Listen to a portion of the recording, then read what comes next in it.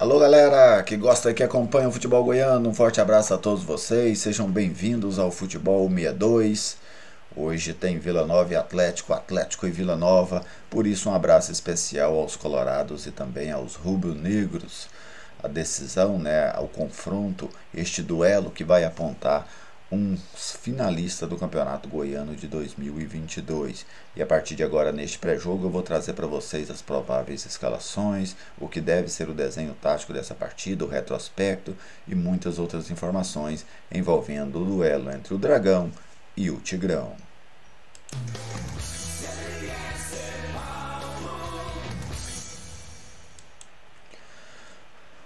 As duas equipes já se enfrentaram na primeira fase da competição com 2 vitórias do Vila Nova. Isso para mim até tempera o clássico, mas tempera nesse pré-jogo, nos debates entre os torcedores, naquela ansiedade do Atlético de reverter a situação, no desejo do Vila Nova de manter este aproveitamento contra o Atlético, esse aproveitamento vitorioso diante do Atlético, mas quando começar o jogo, eu penso que isto que já aconteceu entre eles ao longo da temporada não entra em campo.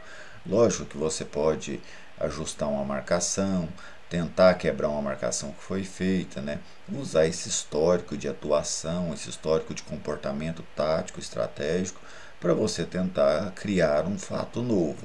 Tanto um fato novo pelo lado do Atlético, de tentar furar especialmente a defesa do Vila, de marcar o Vila, assim também como o Vila Nova, tentar ajustar, aprimorar o seu confronto, vamos dizer assim, tático e técnico contra a equipe do Atlético. Mas em termos de resultados, eu imagino que aquilo ficou para trás e hoje teremos aí uma nova história. Essa história pode até levar a uma nova vitória do Vila, mas se isso acontecer, vai ser uma vitória diferente das que já aconteceu. Ou então chegarmos aí a uma vitória do Atlético, que seria a primeira da temporada. Eu vou trazer para vocês aqui primeiro o serviço do jogo. Olha só, Atlético e Vila Nova, Campeonato Goiano, semifinal, jogo de ida. A partida acontece neste sábado, dia 19 de março, às 16 horas e 30 minutos no estádio Antônio Ascioli, em Goiânia. Os ingressos, R$ 20 a inteira, R$ 10 a meia, além da carteirinha de estudante, o torcedor pode ter acesso a ela com uma camisa do Atlético. Lembrando que no jogo é permitida apenas a presença de torcedores rubro-negros. Já há alguns anos prevalece aqui em Goiás um pedido do Ministério Público, que acabou sendo acatado pela Justiça, em que os clássicos goianienses podem contar apenas com a torcida do mandante. Então, o vilanovense, se for ao estádio, ele vai infiltrado, vamos dizer assim. A liberação oficial é apenas para torcedores do Atlético. Agora vamos ao retrospecto deste confronto, dados do futeboldegoias.com.br. As duas equipes caminham aí já para o terceiro centenário de jogos, vamos dizer assim. 292 partidas entre Atlético e Vila Nova. São 95 vitórias do Atlético, com 398 gols. O Atlético pode hoje, por exemplo, chegar aos 400 gols contra o Vila. O Vila Nova, porventura, tem 103 vitórias no confronto, com 377 gols. As duas equipes empataram 94 vezes. Então este é aí o histórico de Atlético e Vila Nova nos dados do futeboldegoias.com.br. E como é que cada um dos times pode ir para o jogo? Como é que cada uma das equipes deve estar escalada para este confronto? Vamos começar pelo mandante, o Atlético de Humberto Louser. A tendência é que o Atlético tenha apenas uma modificação em relação ao time que iniciou o jogo contra o Nova Venécia. É o Léo Pereira no lugar do Brian Montenegro. Com isso, o Elton Rato volta a atuar ali naquele jogo centralizado, fazendo um papel ali de um 9 ou de um falso 9. O provável dragão para hoje: Luan Poli, Dudu, Wanderson, Ramon e Arthur Henrique. Baralhas e Marlon Freitas. Shailon, Jorginho e Léo Pereira. Lá na frente, o Elton Rato a equipe disponibilizada num 4-2-3-1. Já pelo lado do Vila Nova, Igor Magalhães tende a trabalhar com o mesmo time que começou contra o Guarani. William Formiga está recuperado de lesão muscular, mas a tendência é que ele fique no banco de reservas. Então o Tigre deve ir a campo Georgime, Moacir, Donato, Renato e Bruno Colasso, Pablo, Arthur Rezende, Mateuzinho, Wagner e Victor Andrade. Lá na frente, o Rubens, assim como o Atlético e a maioria dos clubes brasileiros, o Vila Nova também disposto aí num 4-2-3-1. E não para por aí, né? Vamos dizer assim, não são coincidências, são predomínios de um desenho tático. Cada época tem um predomínio. Teve a época do 4-2-4, do 4-3-3, do 4-4-2, 3-5-2. Então agora nós vivemos um momento, e não é tão novo assim, né? Já perdura por quase uma década, a era do 4-2-3-1. Em alguns momentos você vai ver um 4-1-4-1, que é uma certa variação, até porque o 4-2-3-1 ele permite, né, essa variação, mas isso é um papo para uma outra hora. Eu vou até gravar um vídeo falando especificamente do sistema 4-2-3-1 e por que é que ele é tão utilizado. Taticamente, né, o que é que deve ser esse jogo? Eu imagino um jogo parecido com o primeiro jogo no estádio Antônio Ascioli, aquele em que o Vila venceu por 2-0. Por quê? Pelo comportamento das equipes, né? Vamos dizer assim, o DNA, a característica de cada um dos times. Então eu penso um Atlético propondo o jogo, jogando com a posse de bola, tentando jogar dentro do campo do Vila. Já o Vila Nova com as suas linhas mais baixas, talvez não tão baixas como na reta final do jogo ali, mas marcando dentro do seu campo, passando a dar um combate mais forte apenas ali a partir da linha de meio campo e tentando explorar os contra-ataques.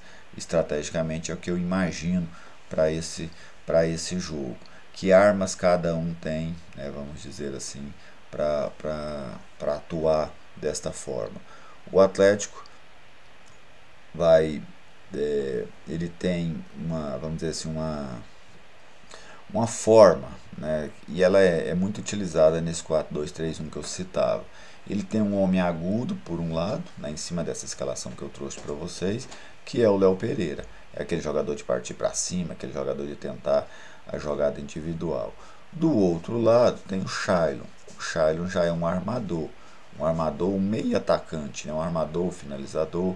Só que o Shailon, a tendência dele, até em alguns momentos ele busca a linha de fundo, como por exemplo naquele gol contra o Morrinhos, lá em Morrinhos, mas ele é basicamente um jogador de flutuar para o meio ou então fazer ingressar na grande área. Quando a equipe está armando, normalmente o Shailon fecha, e aí a tendência é que ele faça essa armação junto com o Jorginho, dando o corredor ali para o Dudu, fazer a entrada lateral. Em outros momentos ele avança, faz a grande área ao lado do atacante, especialmente quando a jogada acontece do outro lado. Por exemplo, uma jogada costurada pelo lado esquerdo, a tendência é que o Shailon entre para a área para tentar finalizar o lance, né, para dar números, vamos dizer assim, para tentar criar até pelo menos uma igualdade numérica dentro da área do Vila Nova. Imagino que vai ser muito esse movimento. O Marlon Freitas, a gente precisa ver o que o Humberto vai pedir para ele nesse jogo, porque nessa questão com o Shailon pode avançar para tentar reforçar a linha ofensiva do Vila e o Marlon jogar ao lado do Jorginho. Ou então você faz esse papel com o Baralha saindo mais para o jogo e o Marlon fazendo a saída de bola. São opções que o Humberto Loser pode usar para hoje, e a gente precisa ver o jogo rolando, né, para ver qual será a estratégia dele. Mas eu imagino que hoje ele vai tentar dar um pouco mais de liberdade para o Marlon Freitas, até para ter uma presença ofensiva maior, especialmente se o Vila adotar essa marcação mais baixa, jogando com as suas duas linhas próximo da sua área. E o Vila, né? O que é que o Vila tem como estratégia? O Igor confia muito no seu sistema defensivo, mesmo que ele não esteja tendo o mesmo desempenho da Série B do ano passado, mas o Vila Nova aposta muito nessa força ofensiva, nesse poder de segurar os resultados. Contra o Guarani, por exemplo, depois de sair perdendo por 1 a 0 e virar o jogo, o Vila se comportou muito bem. Falhou em um lance, que foi aquele lance que tomou o gol de empate. Mas o comportamento da equipe pós 1 a 0 Guarani, ele foi um comportamento muito satisfatório. O Guarani criou pouco, finalizou pouco no gol do Vila, por conta justamente dessa segurança defensiva que o Igor aposta muito e treina muito, né? Senão é uma aposta avulsa, uma aposta aleatória. É uma aposta em cima de um trabalho que ele já faz desde o ano passado. Então, o Vila normalmente ele joga suas linhas bem próximas, não dá um espaço no entrelinhas ali para os meias adversários jogar, e o Atlético vai tentar muito jogar entre as duas linhas do Vila, com o Jorginho e com o Shailon. Então a intenção do Igor com certeza vai ser travar esses dois jogadores, né? Se você põe as duas linhas bem próximas uma da outra, sobra pouco espaço ali para o meio adversário respirar. Ofensivamente, eu imagino o Vila usando muito o Victor Andrade, que é um jogador de boa arrancada, um jogador de bom drible e que muitas das vezes ele mesmo define a jogada. O Victor Andrade não é um jogador de criar tantas jogadas para os outros. Normalmente ele já cria para ele mesmo finalizar, arranca pela ponta, puxa para o meio, bate no gol. Essa é uma jogada característica do ponteiro colorado, até porque ele não é muito de levar a bola para o fundo. Quando alguém quer usar, um treinador quer usar o Victor Andrade levando a bola para o fundo, ele põe ele para jogar pelo lado direito, que aí ele tem a perna boa, ele faz a velocidade para o fundo e cruza. Mas jogando pelo lado esquerdo, como ele vem jogando no Vila e na maioria dos clubes recentes de sua carreira, o Victor não é esse jogador de buscar a linha de fundo. Normalmente esse papel fica para o lateral, e aí é uma certa dificuldade, que o Bruno Colasso não é um jogador tão ofensivo. Mas eu imagino que a arma do Vila, especialmente para esse jogo contra o Atlético, o Vila vai apostar muito no Victor Andrade. E do outro lado você tem o Mateuzinho, que é já um jogo mais cadenciado, o Rubens para segurar essa bola. Então a tendência é o Vila ou sai quando estiver atrás para buscar o ataque, ou sai com a jogada no Rubens para ele fazer um pivô, segurar a bola e esperar a aproximação do Wagner, do Matheus, do Victor Andrade, ou você sai numa jogada de velocidade com o Victor Andrade, apostando inclusive que muitas dessas jogadas ele mesmo possa concluir, né, criar e definir a jogada. São as estratégias principais que eu imagino aí, ó, defensivas e ofensivas das duas equipes. Tá bem? E você, torcedor, o que aguarda desse Vila Nova e Atlético? Rubro-negros estão confiantes que hoje vem a primeira vitória sobre o Vila na temporada? Vilanovenses aguardam mais um triunfo sobre o Atlético, né? Então são as possibilidades aí para este clássico. Eu só acho que quem vencer hoje, independente de quem seja, vai criar uma situação muito favorável para a classificação, mesmo que seja apenas por um gol. Não vai matar o confronto, mas para mim, pelo equilíbrio que existe neste momento de desempenho, o Atlético até montou, né, uma equipe, um elenco mais caro, um elenco mais recheado, só que é um elenco que não deu a resposta esperada até agora. Mas aposta, né, com certeza os rubro-negros apostam que nessa reta final, no momento decisivo, o time cresça de rendimento.